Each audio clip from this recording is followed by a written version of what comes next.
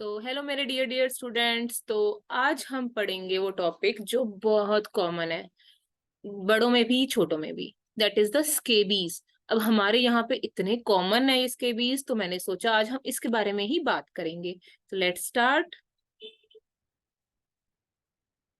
Yes. So first of all, just give me 1 minute. Yes. First of all, यहाँ पे अगर आपको कुछ दिख रहा है, यहाँ पे एक कीड़ा है, गंदा सा। ठीक है। और एक चीज और, before starting the topic, I just want to give my due respect to these two books जिसमें से मैंने पढ़ाया है। That is the colour atlas and synopsis of paediatric dermatology by Sandipan Dhar, as well as our teacher Dr. Piyush Gupta, PG textbook of pediatrics. So let's start. So here you can see, यहाँ पे एक कीड़ा है, इसे है एक might. ठीक है। हम बात कर रहे हैं स्केबीज की। तो जो स्केबीज के लिए जो माइट होता है उसका नाम होता है, एस से ही, एस से स्केबीज, एस से सार्कोप्टीज। तो स्केबीज जो है ये एक माइट, मतलब माइट से ट्रांसमिटेड डिसऑर्डर है, इन्फेस्टेशन है, that is caused by female mite, that is sarcoptes scabiei. ठीक है। अब ये क्या है, एक फीमेल माइट है, जो फीमेल ग्रेविड माइट, यानी कि फीमेल माइट जो एग्स वगैरह प्रोड्यूस कर सकती है। तो स्केबीज इज कॉज्ड बाय सार्कोप्टीज स्केबियाई। इसकी शक्ल ऐसी होती है, दिमाग में बिठा लो, अगर तुम्हारे एग्जाम में आती है तुम्हें पहचान होनी चाहिए इसकी। Sorry.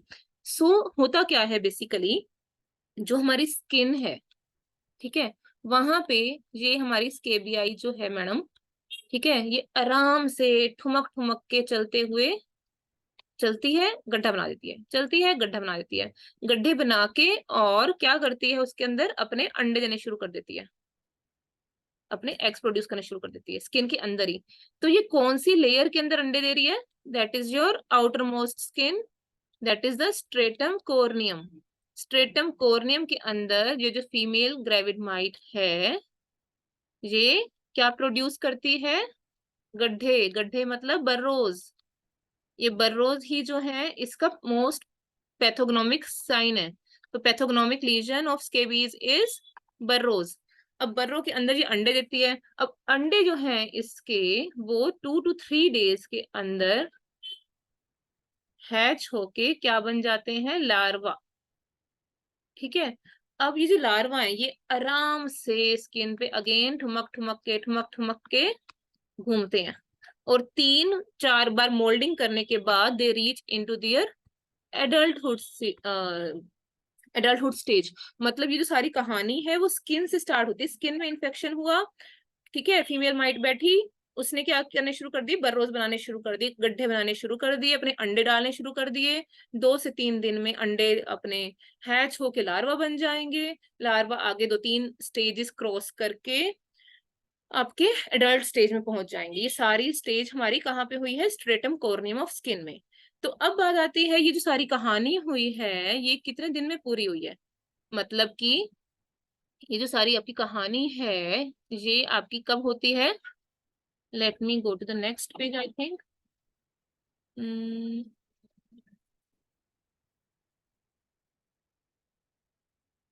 Just a second, I think ये हैंग हो गया है। सो ये जो सारी कहानी है वो, मतलब कि अंदर बैठने से लेके, यानी कि इन्फेक्शन से लेके सिम्टम्स प्रोड्यूस करने की, ये जो सारी कहानी है 2 से 3 हफ्ते में पूरी होती है। तो इसका मतलब जो इनका इसका इंक्यूबेशन पीरियड है वो 2 to 3 वीक्स है। अब कोई एक स्टूपिड सा क्वेश्चन भी आ सकता है कि life span of female might is, मतलब कि हमें क्या उससे भी क्या करना है, लेकिन पूछ सकते हैं कि फीमेल जो माइट है, दैट इज सार्कोप्टिस स्केबियाई, उसका लाइफ स्पैन कितना है? इसको बस 2 से मल्टीप्लाई, 4 to 6 वीक्स। ठीक है। मतलब इंक्यूबेशन पीरियड जो है हमारा 2 to 3 वीक्स का है, और जो इसका लाइफ स्पैन है अपना माइट का, दैट इज 4 to 6 वीक्स। ठीक है। अब इसमें ये सारी कहानी इसकी पूरी हो जाती है। क्लियर? अब ये जो कहानी हम कह रहे हैं पूरी हुई है, ये किस तरह से पूरी हुई है? मतलब इन्फेक्शन हुआ, इन्फेक्शन से लेके क्या हुआ यहाँ पे? बर्रोज वगैरह बन गए, लेकिन पेशेंट को 2 से 3 हफ्ते के बाद क्या दिक्कत हो रही है? पेशेंट को 2 से 3 हफ्ते के बाद यहाँ पे पेप्यूल्स बनने शुरू कर हो गए। पेप्यूल्स क्या होते हैं? एनिमल, ये तुम देख पा रहे हो, ठीक है? मतलब ब्राउन कलर के लीजन्स बनने शुरू हो जाएंगे, ठीक है, खुजली के साथ। मैक्यूल क्या होते हैं? फाइन, मतलब कि फ्लैट सरफेस होता है, ठीक है, <<5। और पेप्यूल क्या होते हैं? Raised surface. मतलब इस तरह के तुम्हारे लीजन्स बनने शुरू हो जाएंगे, पेपुलर लीजन्स, ठीक है, जो कि बहुत ज्यादा खुजली करेंगे। तो ये क्या करेंगे? खुजली, खुजली यानी कि इचिंग, ठीक है, इचिंग, खुजली। और पेशेंट कैसे आएगा कि भाई मेरे ऐसे ऐसे वेब स्पेसेस ऑफ फिंगर्स में, पैरों के नीचे, इवन एक्सिलरी एरिया में, अपना जो पेरिम्बलिकल एरिया है अम्बिलिकस के पास में, जेनिटल एरिया में, सोल ऑफ फीट में, स्पेशली इन द इन्फेंट्स। हमेशा ध्यान रखना कि बड़ों में, एडल्ट्स में, पाम और सोल पे, सोल जो है वो फीमेल माइट को पसंद नहीं है, वो एडल्ट्स के पाम और सोल पे नहीं चढ़ती, तो वहां पे आपका इन्फेक्शन नहीं होता। Palm and sole are spared in case of अपना एडल्ट्स। और एक इम्पॉर्टेंट चीज, जो इन्फेंट्स होते हैं यानी कि less than 1 year वाले बच्चे, उसमें उनको ना उसमें क्या होता है कि जो हेड एंड नेक एरिया होता है फीमेल वाइट को बहुत पसंद होता है, तो वो वहां पे भी आती है। अडल्ट्स में वो हेड एंड नेक को भी ज्यादा टच नहीं करती और पाम और सोल को भी टच नहीं करती है। इन्फेंट्स में वो हेड टू टो तंग करती है, ठीक है। तो एक चीज का ये पता होना चाहिए कि मोस्ट कॉमन फीचर क्या है इसका? इचिंग, ठीक है। पैथोग्नोमिक साइन क्या है? बर्रो, जो गड्ढे बन रहे थे इसके। तो जो इचिंग है, पेशेंट आते हैं कहते हैं रात को ज्यादा खारिश होती है मेरे, ठीक है। Words at night, very very important. Warm environment में ज्यादा कॉमन होता है, ठीक है जी। ओके, सो इसका पैथोग्नोमिक साइन मैंने आपको बता दिया। बर्रोज क्या है? बेसिकली रेड कलर के, ब्राउन कलर के आपके लीजन है, जैसे कि आप देख पा रहे हो। मोस्ट कॉमन साइड्स क्या है? वेब स्पेसेस ऑफ फिंगर्स, जैसे कि इस पेशेंट के हो रखी है।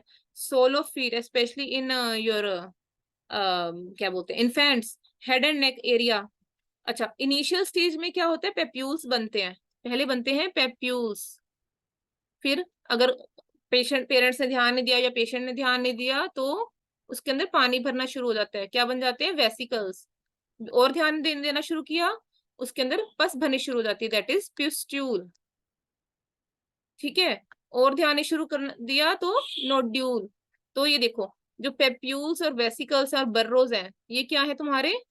Primary lesions. इस फोटो के बैकग्राउंड पे बन जाना भी करवाना ये, बस इतना ध्यान रखो, पेप्यूल्स, वेसिकल्स और बर्रोज जो है वो तुम्हारे प्राइमरी लीजन्स हैं स्केबीज के।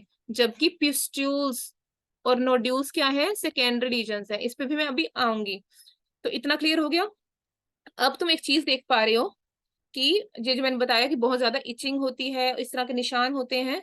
इसके अलावा अब ये जो पेशेंट के स्क्रोटम पे है, ये है कि काम ज्यादा खराब हो रहा है। नोड्यूल्स, जब नोड्यूल्स बनने शुरू होते हैं वो इस जगह को पकड़ते हैं ज्यादा, स्क्रोटम वाले एरिया को, जेनिटेलिया वाले एरिया को। तो नोड्यूल्स जब मतलब आपके क्या बोलते हैं बनेंगे, तो वो मोस्ट कॉमनली स्क्रोटम, जेनिटेलिया वाले एरिया को पकड़ेंगे। अदरवाइज आपके कौन से एरियाज है? Wrist, web spaces of fingers, sides of fingers, ठीक है, सोल ऑफ फीट। अच्छा, ये देखो, ये तुम क्या देख पा रहे हो? ये इन्फेंट है। देखो, सबसे पहले तो तुम्हें ये पता चल रहा है, अगर ऐसा मान लो फोटो आ गया तो तुम्हें दिख रहा है छोटे से बच्चे का पैर है, बड़े बच्चे का पैर तो बड़े बंदे का पैर तो लग नहीं रहा है, तो इट्स काइंड ऑफ इन्फेंट्स। तो जब इन्फेंट्स का पैर नजर आएगा तो इन्फेंटाइल स्केबीज है सिंपली। इन्फेंटाइल स्केबीज को कैसे पहचानना है? कि पाम और सोल दिखाया जाएगा, हेड एंड नेक दिखाया जाएगा, ठीक है। और ये देखो क्या बना पड़ा है? वेसिकल बुल्ला वगैरह बना पड़ा है ना, वेसिकुलर स्टेज है।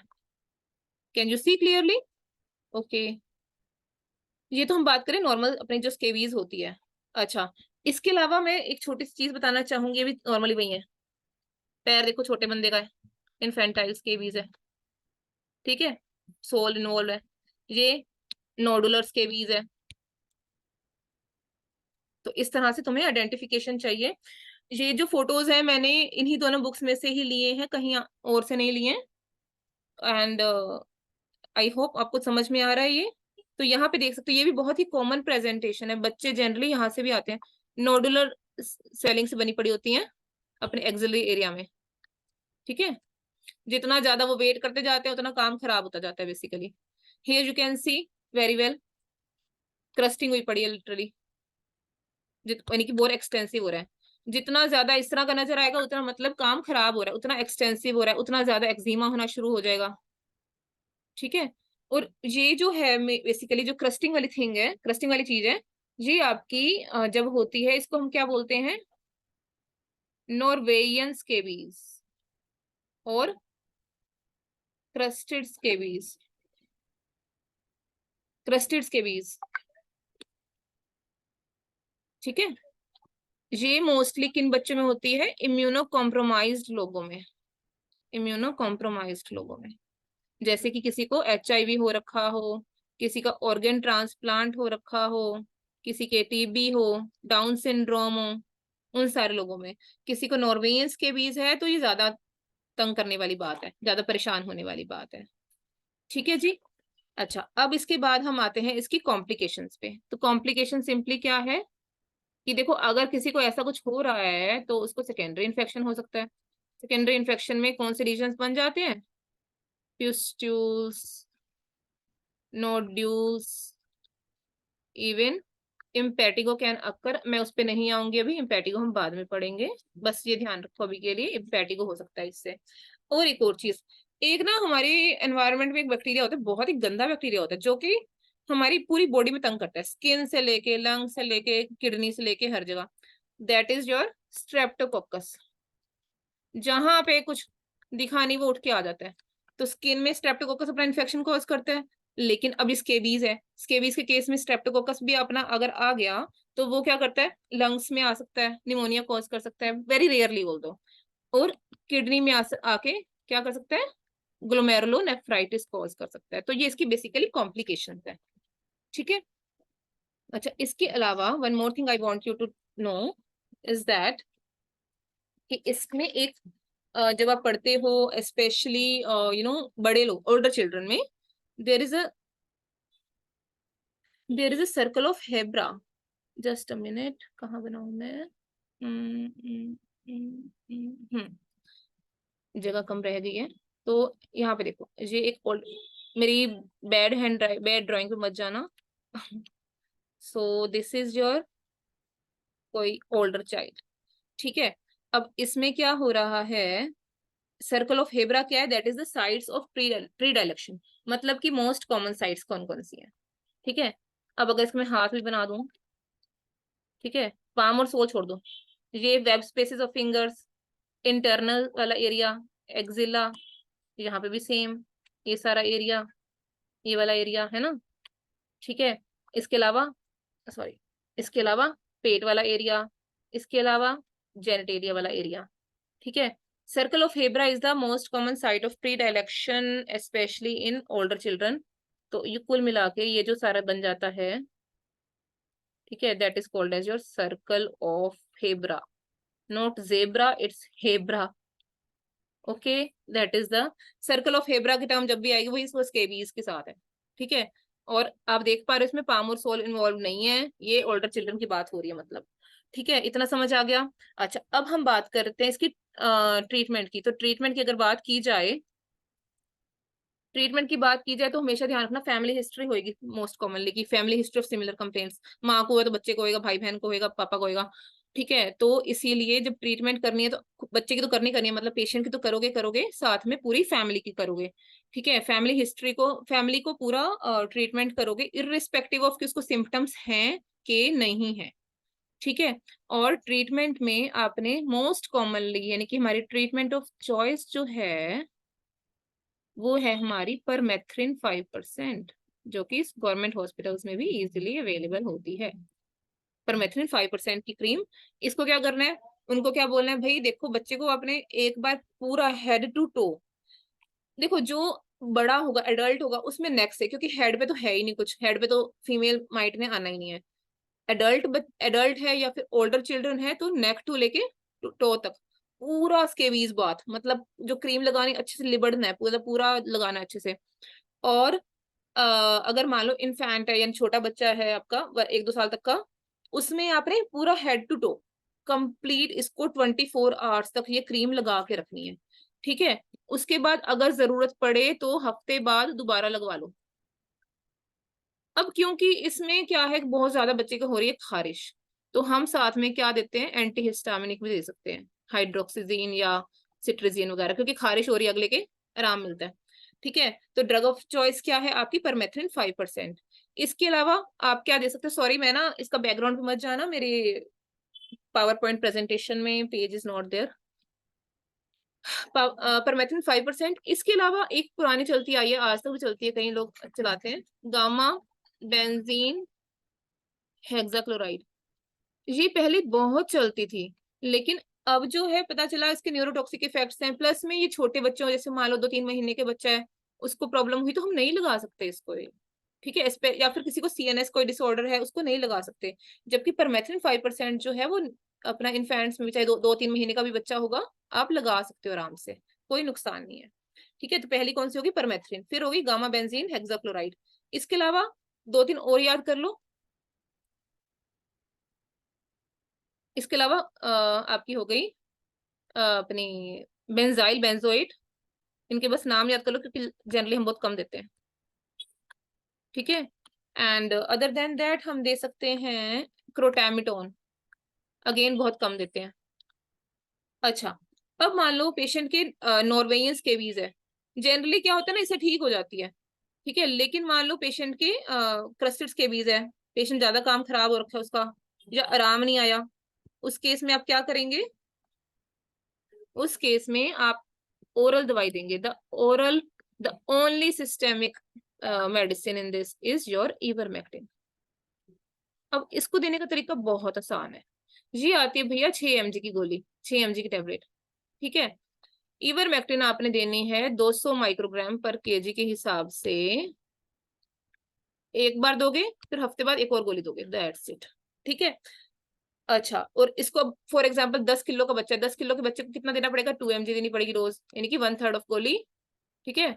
और एक अब दोगे, एक हफ्ते बाद दोबारा दोगे, दैट्स इट, ठीक है। इसके अलावा मान लो पेशेंट के सेकेंडरी इन्फेक्शन वगैरह हो रही है, आपको लग रहा है, अच्छा हाँ एक चीज और, आपको लग रहा है कि पेशेंट को साथ में फीवर हो रही है, कोई सेकेंडरी इन्फेक्शन हो रही है, ठीक है, क्योंकि स्केबीज में अपने आप में फीवर नहीं होता, लेकिन अगर फीवर हो रहा है इसका मतलब कोई सेकेंडरी इन्फेक्शन है, उस केस में आप इसको ओरल या फिर आईवी एंटीबायोटिक्स भी दोगे।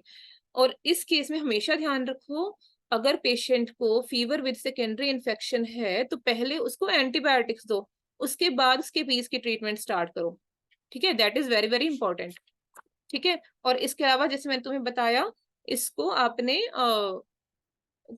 फैमिली हिस्ट्री, फैमिली वालों को भी पूरा पूरा लगाने को बोलना है कि परमेथ्रिन आप लगाओ, ठीक है।